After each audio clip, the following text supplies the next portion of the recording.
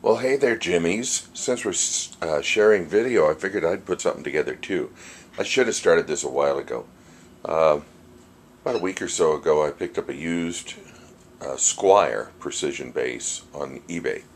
You can see it here. It's a vintage white with the yucky white plastic mother of toilet seat pickguard and chrome tone knobs and standard Fender style bridge and the split coil Fender Precision style pickups.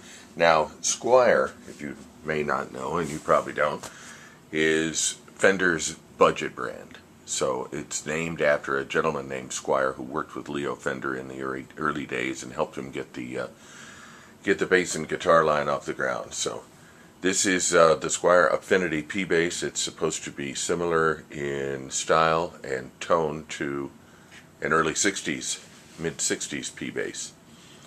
And they're made in Mexico. They are cheap. You can buy a new one for $179. Picked up a slightly used one on eBay for what, $117.50, I believe. So there's the headstock logo, Squier by Fender. So one of the first things I did to this is rip the old strings off and clean up the fingerboard with lemon oil. You can see a nice shine on it now, and it looks good. It doesn't have, dirt and gunk and yuck all over it. And then I installed a brass string nut.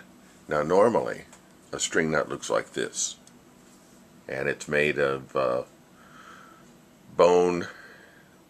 They used to be made of ivory, typically not anymore. That just is verboten. So this feels like bone, and sometimes the cheaper bases are made of plastic. So I give Squier and Fender some kudos for using what appears to be a bone or synthetic bone. Might be synthetic, it's hollow in the back. Bone nut. So I prefer brass if I can do it. It rings like a bell when the strings are played open, so it sounds much better.